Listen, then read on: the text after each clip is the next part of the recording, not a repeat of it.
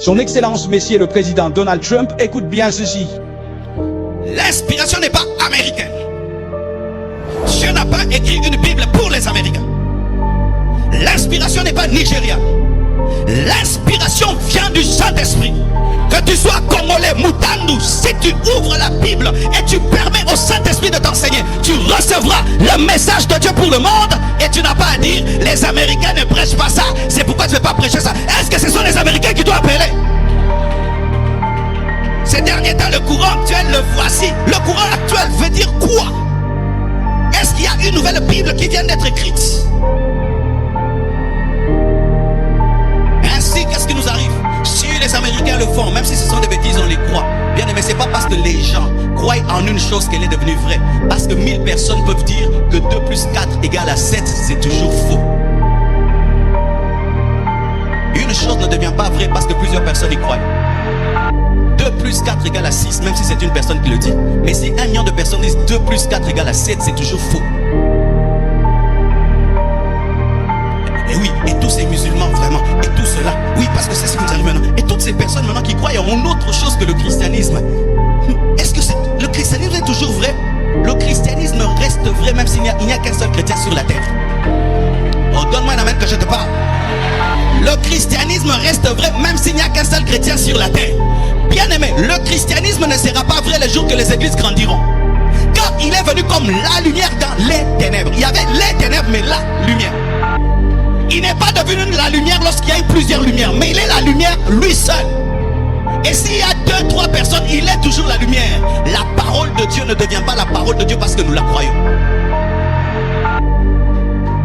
Oui, c'est ce que nous croyons. Comme plusieurs personnes y croient, donc Dieu est dedans. Comme il y a maintenant beaucoup de gens qui croient en autre chose, il se peut que la Bible ne soit pas vraie. La Bible est vraie. Et Dieu est Dieu. Même dans la chambre haute, lorsqu'ils sont à 120, il est Dieu. Il n'est pas devenu Dieu lorsqu'ils sont devenus à 3000.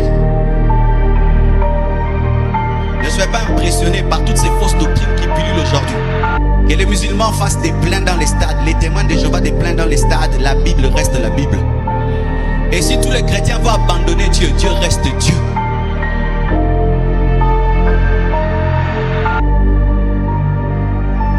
Se conformer, c'est quoi encore? C'est refuser d'être différent et se fondre à la masse. Des fois, tu sens dans ton esprit que les directions que Dieu te donne t'amènent à être différent. Tu sens ça, tu sens que si je commence à obéir à ces choses que l'Esprit de Dieu me dit, je serai différent des gens et je serai marginalisé. Alors tu refuses d'écouter la direction de Dieu pour te fondre à la masse.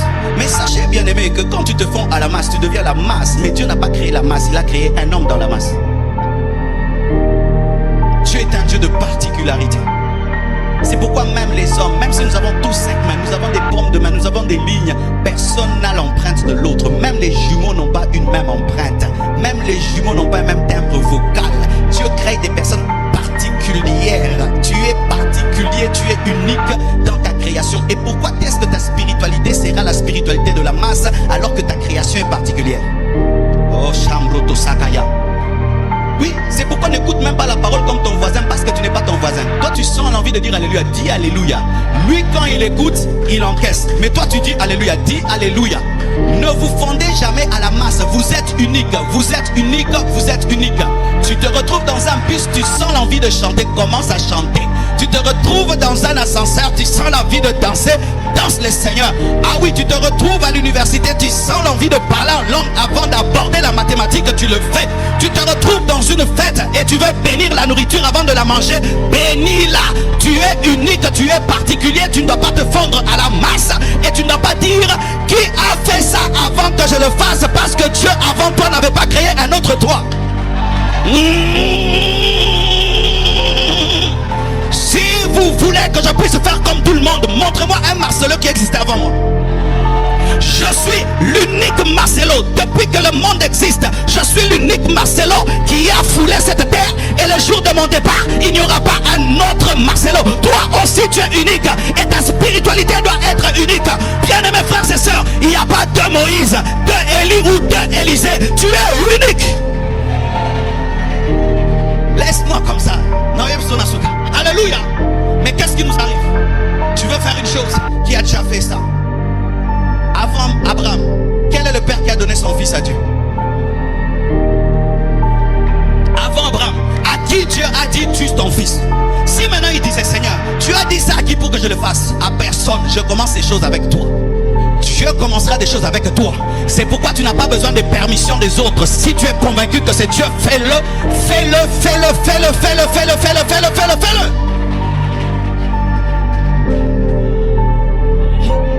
Ce monde est bizarre. Ils acceptent des nouveaux téléphones, mais pas des nouvelles personnes. Des nouvelles voitures, mais pas des nouvelles attitudes spirituelles. Ils acceptent de nouveaux vêtements, mais pas de nouvelles consécrations. Oui, quand il s'agit de mode, ils acceptent des nouveautés. Mais quand c'est la spiritualité, il faut que tu fasses toujours comme les autres. Si Dieu m'appelle de prêcher en rappant, je prêche en rappant, Dieu m'a appelé comme ça. Si toi tu vas prêcher calmement, prêche à toi calmement. Chacun Dieu l'appelait tel qu'il est. Et non, dans notre église, il faut prêcher lentement. Pasteur Nabino. Dans notre église, il faut chanter lentement. Chorale Nabino. Alléluia. Là où il y a l'esprit, il y a la liberté. Là où il y a l'esprit, il y a la liberté. Et tu es en train d'échouer dans la vie parce que tu attends qu'il y ait une élection dans ta vie avant de faire une chose, alors que Dieu t'a créé pour que tu sois le premier dans ce domaine. Tu arrives dans un culte avec une grande soif, mais quand tu tombes dans un culte, tu trouves les autres n'ont pas soif. Du coup, tu jettes ta soif. Est-ce que la femme à la perte de sang a tenu compte de la distraction de Pierre? Depuis toujours, la robe de Jésus-Christ avait la puissance de guérir les malades, mais personne n'avait manifesté qu'elle pouvait le faire. Mais cette femme est venue avec la foi et elle a pu révéler à Pierre, cet habit n'est pas un habit, c'est un hôpital. Mais pourquoi est-ce qu'elle a pu révéler que c'était un hôpital? Parce qu'elle avait déjà reçu les enseignements que la robe de Jésus est un hôpital depuis la maison. Et toi, depuis ta maison, Dieu t'a enseigné des choses. Et quand tu viens ici, tu fais des choses comme Pierre. Pierre n'a pas une perte de sang, c'est toi qui as une perte de sang. Pierre n'a pas une perte de sang, c'est toi qui as une perte de sang. Bien aimé, ton voisin là n'a pas une perte de sang, c'est toi qui as une perte de sang. C'est pourquoi quand tu viens à l'église, viens toujours avec un rême. Viens toujours avec un rême. Aujourd'hui quand j'irai, je toucherai le pan de sa robe. Mais toi Dieu peut te dire, tu feras ceci, tu feras cela. Mais tu ne fais pas ce que tu dois faire. Pourquoi? Ton voisin ne le fait pas. Mais Pierre n'a pas de perte de sang.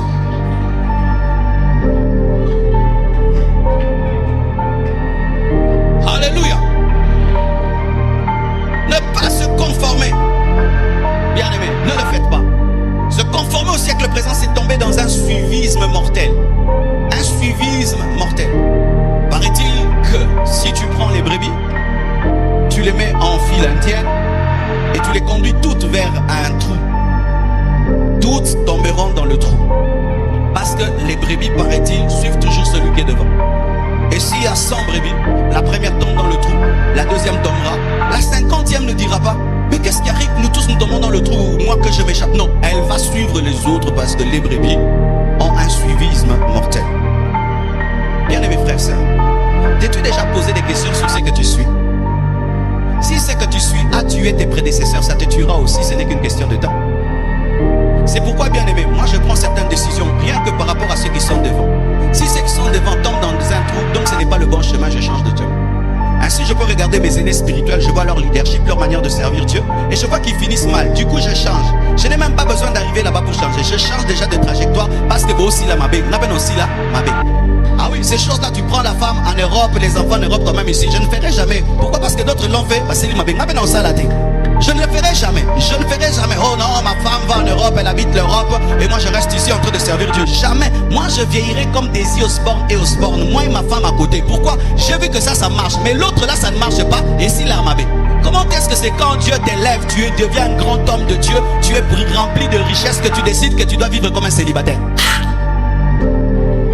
Déjà quand tu étais frère à la permanence, on t'est tenté. Maintenant tu as beaucoup d'argent, on va pas t'aider.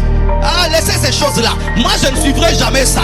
Pas aussi là, ma belle. Pas aussi là, ma belle. Pas aussi là, ma belle. Non, la namoté. Je ne suis pas une brebis de la mort. Je suis la brebis de Jésus-Christ de Nazareth. C'est lui le chemin, la vérité et la vie.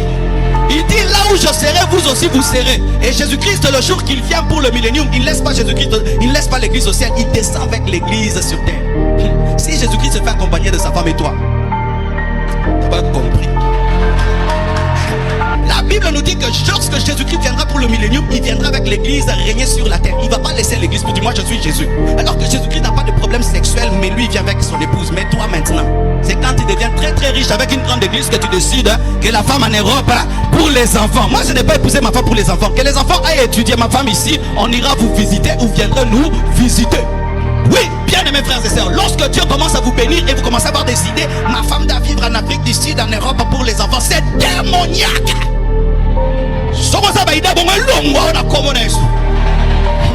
Et des femmes tellement matérialistes qui aiment l'Europe plus que leur mari.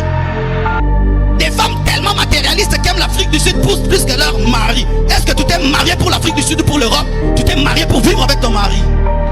Mon mari m'a convaincu que je dois vivre là-bas pour les enfants. Oh, c'est Satan qui t'a convaincu. Je m'en fous, même s'il y a des grands qui le font. Même s'il y a un grand fait une chose, s'il tombe dans un trou, c'est toujours les trous. Je parle à moi. Yessa voisin no tinga bilanda lando okufa.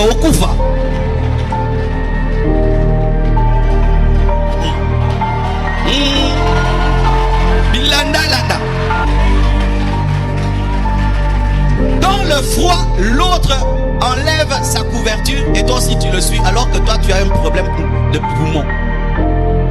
Pourquoi à Longoli de la Longoli yo koufi. Yega senglane goki. Qu'est-ce qui a tué Pharaon? C'est moi aussi. Il voit Moïse qui jette le bâton. Lui il dit c'est moi aussi. Il change aussi le bâton serpent. Mais le moi aussi a des niveaux.